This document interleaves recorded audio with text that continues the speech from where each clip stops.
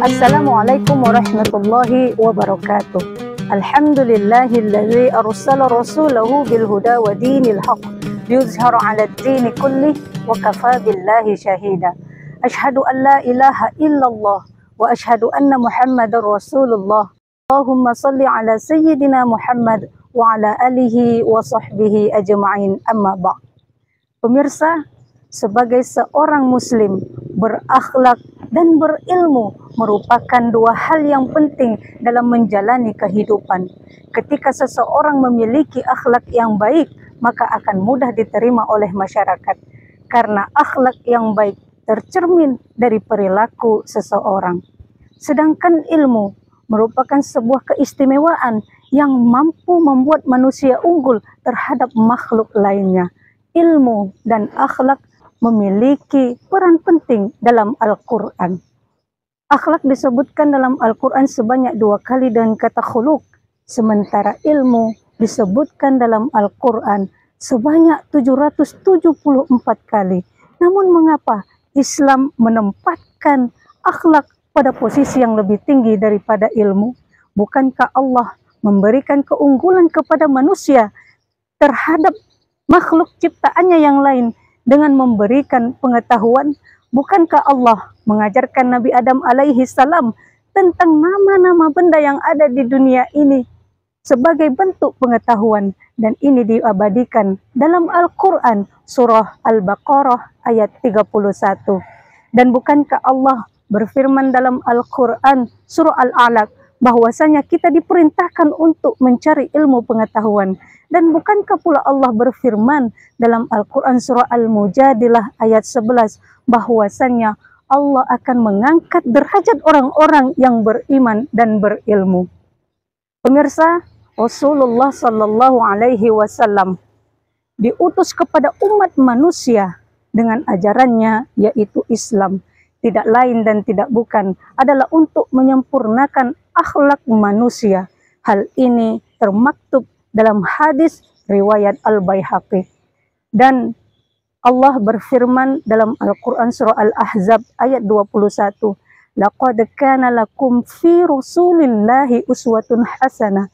Sungguh pada diri Rasulullah benar-benar terdapat suri tauladan yang baik bagimu.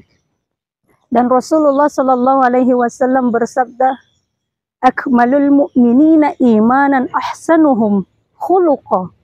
Mukmin yang paling sempurna imannya adalah yang paling bagus akhlaknya. Hadis riwayat Tirmizi. Akhlak berasal dari kata khuluq, yaitu sifat atau tabiat. Akhlak tertuju pada karakter atau perilaku seseorang dalam berinteraksi kepada Allah, manusia, dan alam. Tidak menyekutukan Allah dengan sesuatu apapun dan tidak menyembah selain kepada Allah merupakan akhlak manusia kepada Allah. Menghormati orang lain, rendah hati, berbuat baik merupakan akhlak manusia kepada manusia. Menghormati alam, merawat lingkungan, tidak merusak hewan dan tumbuhan merupakan akhlak manusia kepada alam. Sementara itu, ilmu adalah pengetahuan yang diperoleh melalui proses belajar. Lalu siapakah orang yang berilmu itu? Apakah orang yang biasa kita sebut sebagai orang yang pintar, cerdas, bahkan jenius?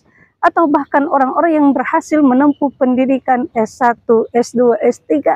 Kata Allah, orang yang berilmu adalah orang yang memiliki sifat yakhsha yang tinggi kepada Allah, yaitu orang yang memiliki rasa takut yang mendalam terhadap Allah Subhanahu wa Ta'ala, sehingga ia berhati-hati dalam bersikap. Al-Quran surah Fatir ayat 28. Dan Allah berfirman dalam Al-Quran surah Al-Baqarah ayat 269 dan Al-Quran surah Ali Imran ayat 190.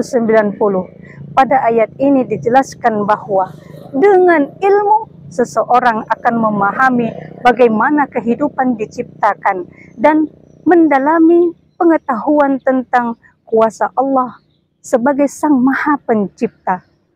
Orang yang berilmu tidak akan melakukan hal-hal yang mengandung dosa karena ia memiliki pengetahuan atas kekuasaan dan kebesaran Allah Subhanahu wa taala. Pemirsa, Rasulullah sallallahu alaihi wasallam selalu berpegang kepada Al-Qur'an sehingga akhlak mulia muncul atas ketaatannya dalam menjalankan perintah Allah dan menjauhi larangannya. Dalam Al-Quran, ilmu dan akhlak merupakan dua unsur yang penting dalam kehidupan seorang muslim. Keduanya saling berkesinambungan. Manusia perlu meningkatkan bekal ilmu agar menghasilkan amal dan perilaku baik. Ilmu harus diterapkan dalam kehidupan sehari-hari, sementara akhlak didasari oleh ilmu pengetahuan. Jadi dapat kita fahami bahwa hasil akhir dari ilmu adalah akhlak. Akhlak yang mulia adalah esensi dari keimanan dan merupakan landasan utama yang harus dimiliki oleh setiap orang yang berilmu. Akhlak yang baik akan membedakan kita sebagai manusia terhadap makhluk lainnya dan mengangkat manusia ke derajat yang lebih tinggi dan mulia. Sementara akhlak yang buruk akan membinasakan manusia itu sendiri. Oleh karena itulah manusia disebut dalam Al-Quran sebagai khalifah. Dan pada akhirnya, semoga kultum yang singkat ini dapat menjadikan kita sebagai pribadi yang senantiasa bertafakur kepada Allah, berfikir atas kekuasaan Allah Subhanahu wa taala dengan tujuan untuk mendekatkan diri kepadanya agar tumbuh rasa takut yang mendalam pada diri kita terhadap Allah Subhanahu wa taala hingga kita bisa menjadi manusia pilihan yang mendapatkan keutamaan akhlak mulia. Amin ya rabbal alamin. Wal afwa minkum. Wassalamu alaikum warahmatullahi wabarakatuh.